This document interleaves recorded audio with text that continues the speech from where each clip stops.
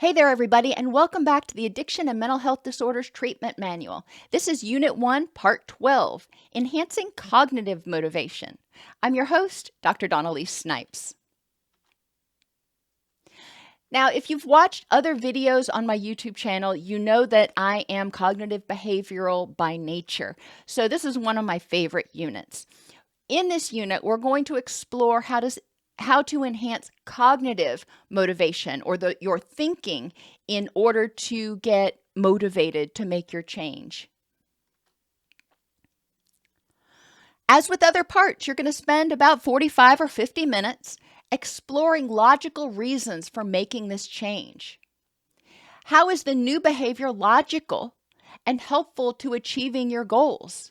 If you make this change, for example, if you decide to improve your sleep hygiene so you're getting better quality sleep and not sleeping as much, or improve your nutrition or stop using, how is this new behavior logical and helpful to you achieving the other things that are important in your rich and meaningful life, like improved relationships or improved health or promotions at your job, whatever your other goals are?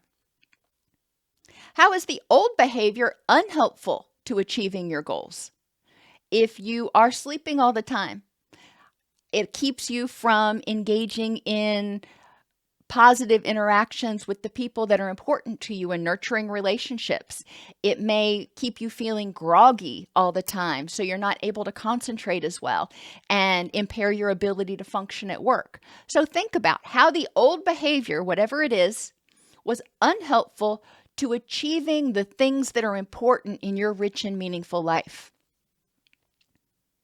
How did you rationalize that the old behavior was a good idea?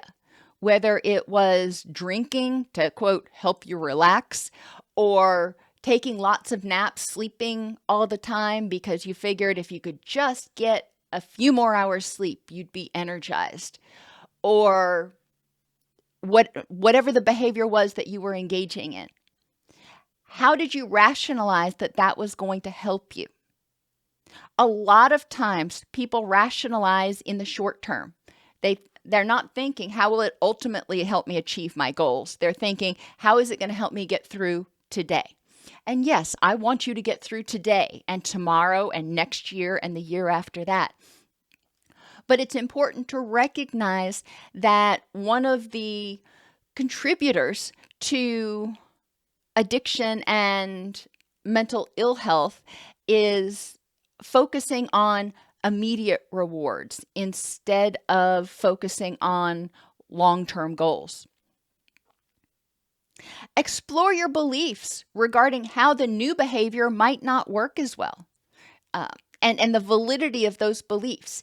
If you are thinking, okay, I'm going to improve my sleep, that way I have more energy and more time that I'm not actually in the bed that I can devote to the things that are important in my life. Well, how might that not work as well? And you may not find a whole lot of reasons, or you may, but it's important to address those. When we talk about motivation, we've got to look at the benefits as well as the drawbacks to change, and the benefits as well as the drawbacks to staying the same. In what ways did your thinking or your attitude contribute to your addictive behaviors, anxiety, anger, depression, guilt, grief, or illness in the past? Stinkin' thinking is something that we talk about a lot in addiction, but I see it a lot in people with trauma, depression, anxiety as well. When you are in that state where you're hypervigilant, where you're constantly scanning and anticipating bad things happening and looking for threats, it can put you in a negative mindset, which makes you pay more attention to the negative and ignore the positive, which can increase your anxiety, anger, depression. And you also notice the negative things about yourself too. You may notice that when you're in that state, you're not being the type of person that you want to be, which may cause you to feel guilty, for example. And all that stress reduces your immune system and increases your illness and increases inflammation and increases pain. So think logically about all of the ways that your attitude, your stinking thinking, your attitude, and your perceptions contributed to your situation.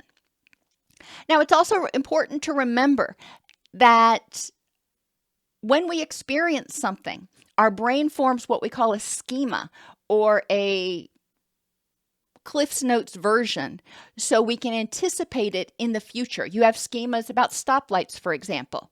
You expect when you're coming up to a stoplight, based on your past experience, if it's yellow, it's going to turn red. So you have schema about things, about people, about places that are designed to hopefully help you anticipate what's coming next to stay safe. Unfortunately, if you had bad experiences in the past, those schema may tell you to anticipate the worst in people in the future, the worst in events in the future. So adjusting and addressing those schema for the present context is also going to be important. Looking at the present context and going, okay, I'm expecting this to be unpleasant. But that's based on past experiences. In this context, at this time, what do I know to be true? And we're going to talk a lot more about that in future units. But it's important to recognize how your thinking, how your expectations about the world may be contributing to your distress. And that may be one of those things that you might consider addressing.